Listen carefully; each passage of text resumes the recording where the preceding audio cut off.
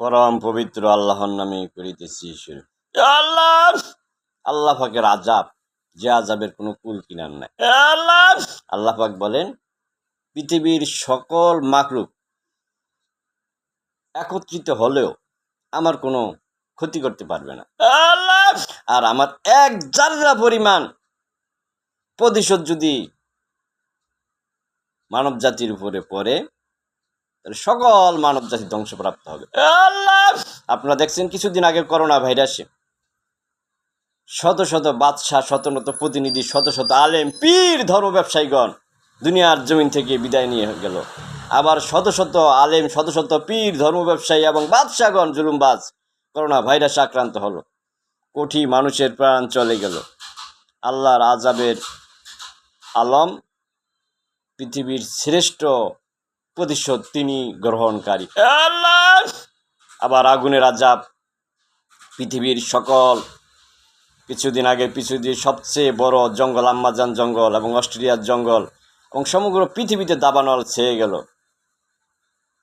এরা এই আযাবে সমস্ত পৃথিবীর গাছপালাগুলো পুরো ছাই হয়ে গেল। তারপরে আবার দেখলেন আপনারা কিছুদিন আগে পানির আযাব, সমগ্র বিশ্বে বৃষ্টির পানিতে সমগ্র বিশ্বে প্লাবিত হলো। তার জমিনের আযাব, যে জমিনের আযাবের কম্পনে সমস্ত মন্দিরগুলি, সমস্ত গির্জাগুলি,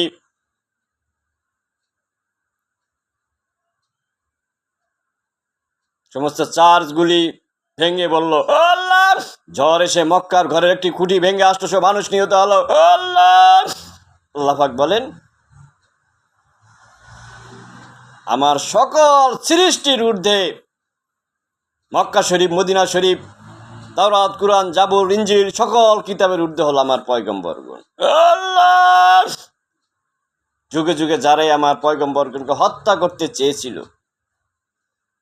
তাদেরকে আমি ধ্বংসপ্রাপ্ত করে দিয়েছি। ওই সমস্ত বংশ, ওই সমস্ত জাতি, ওই সমস্ত দেশ, ওই সমস্ত ধর্মকে আমি সৃষ্টির লানতে পরিণত করে দিয়েছি। ফলে ওই সমস্ত জাতি, ধর্ম, বংশ সকল আজীবনের জন্য দুনিয়ার জমিনে অশান্তিময় রয়ে গেল। তিনি আল্লাহ, তিনি একমাত্র চিরস্থায়ী শান্তিদানকারী। তিনি সকল কিছু সৃষ্টির ভিতরে সাজিয়ে রেখেছেন হক কর্ম দ্বারা। তিনি কোনো নবী, রাসূল, আউলিয়া কেরামগণকে দুনিয়ার জমিনে নামাজ, রোজা, হজ, যাকাত নিয়ে জন্য সৃষ্টি করেন নাই গো আল্লাহ। অনেক নবীর তো উম্মতি ছিল না, আবার অনেক নবীর একজন উম্মত ছিল না, অনেক নবীর একজন উম্মত ছিল, অনেক নবীরই একজন উম্মত ছিল না, আবার একজন উম্মত ছিল না দেখে অনেক নবীর প্রেমে পড়ে আল্লাহ পাক পুরা পৃথিবীর ওই সকল জাতি কওমকে ধ্বংস করে দিয়েছেন। আল্লাহ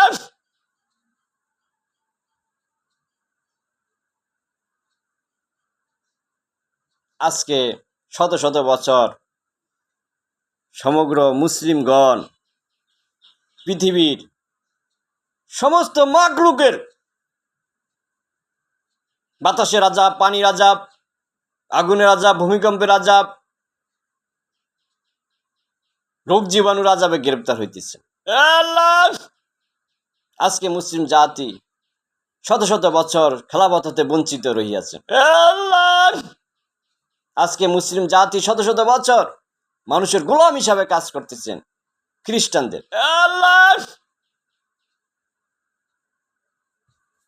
আজকে মুসলিম জাতি শত শত বছর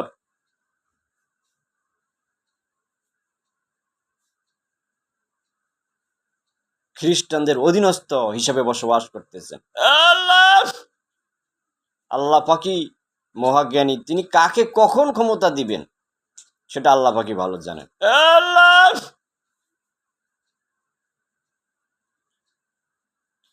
আল্লাহ পাক বলেন, আমি সব কিছুর উপরে আমার পবিত্র জ্ঞানকে বড় করে রাখেছি। আর সেই পবিত্র জ্ঞানের মাধ্যমে আমি সমস্ত সৃষ্টিকুলকে সৌন্দর্যমণ্ডিত করে রেখেছি। আল্লাহ, মানব জাতিকে আমি অতি জাত সম্পন্ন জ্ঞান দিয়েছি, যাতে এই পৃথিবীটাকে সৌন্দর্যমণ্ডিত করে আমার সাজিয়ে রাখতে পারে।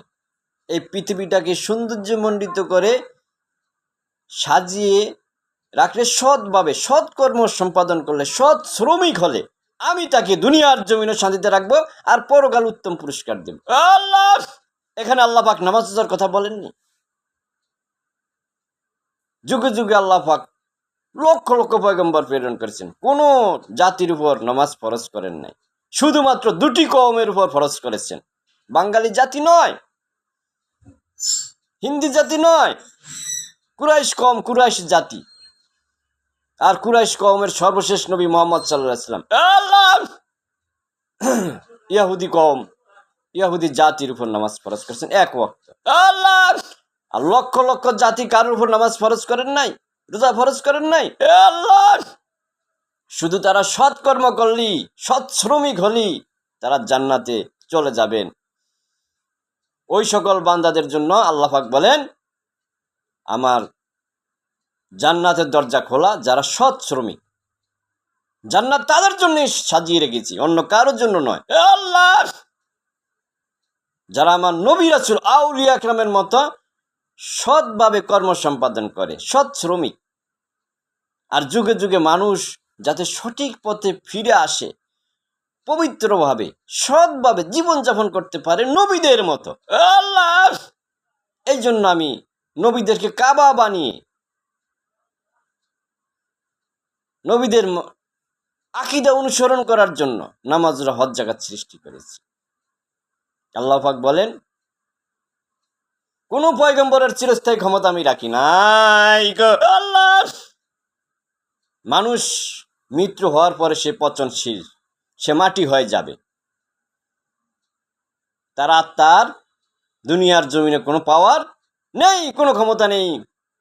আমি এই দুনিয়ার বাদশাহ জুলকারনাইন বাদশাকে শিখিয়ে দিয়েছি, তুমি দুহাত খালি করে আমার কাছে দেখিয়ে চলে এসো যে তোমার কাছে এখন আর কোনো ক্ষমতা নাই। আল্লাহ, মুহাম্মদ সাল্লাল্লাহু আলাইহি ওয়াসাল্লাম নিজে বলেছেন, হে ওমর, হে উসমান, হে আলী, হে আবু বকর, তোমরা আমার মৃত্যুর পরে কোনো আউলিয়ার সাথে বেয়াদবি করো না, বরং আউলিয়াদের কাছ থেকে দোয়া নিয়ে তোমরা রাষ্ট্রের শান্তিভাবে জীবনযাপন করবা। আল্লাহ, আমার পরে আমার আউলিয়াদের ক্ষমতা। আল্লাহ, দুনিয়ার সকল আলেম একসাথ হলেও একজন নবী রাসূল আউলিয়ার সমান হয় না গো। আল্লাহ, তারা হলেন পবিত্র ধারা। আর নবী রাসূল আউলিয়া কিরামগণকে পড়লে আপনি হবেন আলেম। যে নবী রাসূল আউলিয়া কিরামগণকে পরে আলেম হয়ে নবী রাসূল আউলিয়া ইকরামের বিরোধিতা করে, তার বিরুদ্ধে কথা বলে, সে কাফির বই, অন্য কিছুই নয়। আল্লাহ, আল্লাহ পাক বলেন, তার সকল জ্ঞান আমি ইবলিসের সমতুল্য করে দিয়েছি। আল্লাহ, এই জন্য জালালউদ্দিন রুমি রহমাতুল্লাহ আলাইহি শামসুদ্দিন তাবরেজের কাছে আত্মসমর্পণ করেছিলেন। সেদিন তিনি বলেছেন, আমার এক ফুকে তোমার সমস্ত কিতাব ধ্বংস হয়ে যাবে, আল্লাহ, সমস্ত জ্ঞান উড়ে যাবে। তখন তিনি সারেন্ডার করে বলেছিলেন, সমস্ত কিতাব নদীতে ফেলে দাও, ওখানে কিছু নাই। আল্লাহ পেতে হলে শামসুদ্দিন তাবরেজের কাছে চলে যাও তোমরা। আল্লাহ, সেদিন বাদশাহ ইব্রাহিম আদম বলেছিলেন, মক্কায় গিয়ে কোনো লাভ হয়নি, গিয়ে দেখি সেখানে কোনো কাবা নেই, সেখানে কোনো রহমত বরকত নেই। আল্লাহ পাক সমস্ত রহমত বরকত এবং কাবা হিসাবে সাজিয়ে রেখেছেন রাবিয়া বসরি রহমতুল্লাহ আলাইহিকে। আল্লাহ, আল্লাহ তুমি মহান, তুমি সব কিছু অবগত মহান গো। আল্লাহ, এই দুনিয়ার জমিন অজ্ঞ মুসলমান জাতিকে তুমি করো তোমার নবী রাসূল আউলিয়া ইকরামের পবিত্র জ্ঞান গো। আল্লাহ,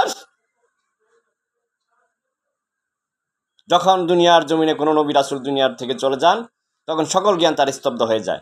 মানব জাতির জন্য কোনো রহমত বরকত কল্যাণ অর্থাৎ জ্ঞান আর আসে না। আল্লাহ, আবার নবীরা যখন দুনিয়ার জমিনে আসেন, আউলিয়ারা আসেন, তখন রহমত বরকত নিয়ে আসেন। আর যারা আল্লাহ নূর নিয়ে যে সকল নবীগণ আসেন, তারা রহমত বরকত কল্যাণ অর্থাৎ জ্ঞানও নিয়ে আসেন। আল্লাহ,